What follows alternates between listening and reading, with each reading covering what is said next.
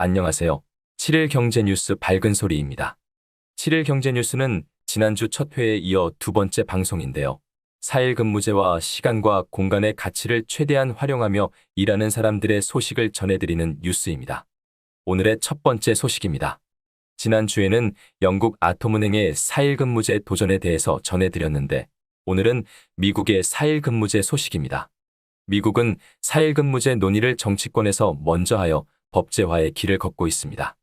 미국 MSNBC 13일자 뉴스에 따르면 민주당 소속 마크 타카노 하원 의원이 지난 7월 27일에 발의한 주 32시간 근무법이 미국 의회에서 가장 큰 자유주의 의원 연합인 의회 진보 코커스의 지지를 받으며 법안 통과의 가능성을 한층 높였다고 전했습니다.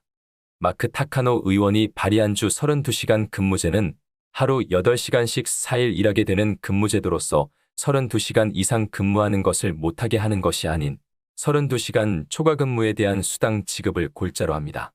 이 법안은 40시간 주 5일 근무제를 기반으로 하는 미국의 근무제도의 틀을 깨는 새로운 시도로 평가받고 있으며 4일 근무제의 최초 법안 발의라는 데에 그 의미를 둘 수 있습니다. 또한 타카노 의원은 14일 자신의 트위터에 많은 국가에서의 주 32시간 근무제 실험에 따르면 생산성이 향상되고 근로자들이 일과 삶의 균형이 향상되고 병가가 덜 필요하며 사기가 높아지고 육아 비용이 낮아진다고 보고했습니다. 미국이 같은 결과를 보지 못할 이유가 없습니다. 라고 밝히며 주 4일 근무제의 당위성에 대해서 설명했습니다. MSNBC 뉴스는 미국 내에서 주 4일 근무제를 시행하고 있는 마이크로소프트의 사례를 소개하면서 동사는 4일 근무제를 통해 40% 생산성 향상을 이뤘다고 전했습니다. 이것은 마크 타카노 의원의 미국이 이 같은 결과를 보지 못할 이유가 없다는 주장에 뒷받침을 하고 있는 예입니다. 전 세계적으로 혁신 기업들이 주 4일 근무제 실험을 하고 있고 세계 최고 강대국인 미국마저 법제화를 추진하게 된 주 4일 근무제는 이제 우리들 코앞까지 다가온 것입니다. 다음 소식입니다.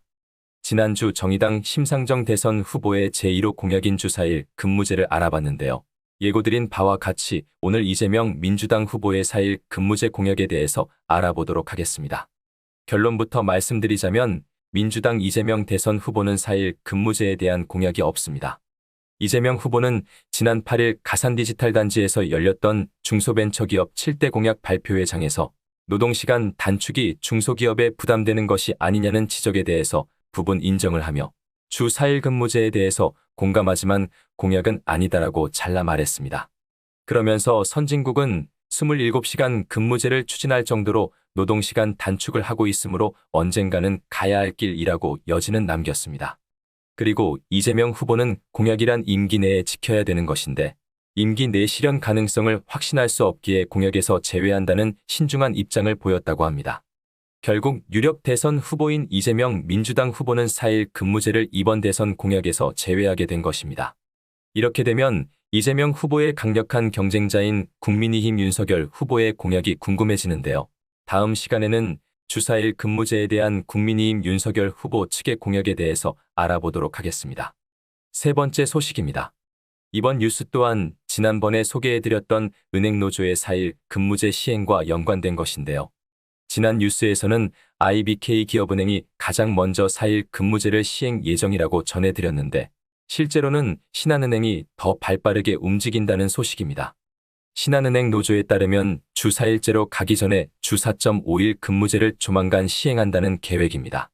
현재 사측과 세부 내용에 대해서 조율 중이라고 하는데요.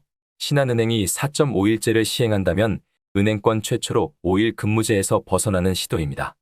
이번 신한은행의 4.5일 근무제의 의미는 기존의 유연근무제의 일환으로 시행됐던 4.5일제 방식과는 다르게 4일 근무제 정착을 위한 전 단계의 실험적 성격이 크다는 데 있습니다.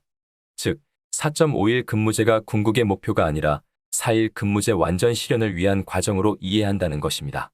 90년대 5일 근무제를 가장 먼저 선진적으로 시행했던 은행권에서 이와 같이 활발한 5일 근무제 탈피를 위한 시도가 지속된다는 것은 우리 곁으로 성큼 다가온 4일 근무제를 실감케 합니다. 지금까지 12월 둘째 주 7일 경제뉴스였습니다. 다음 시간까지 안녕히 계세요. 여러분의 구독과 좋아요는 미래와 희망을 열어가는 힘이 됩니다.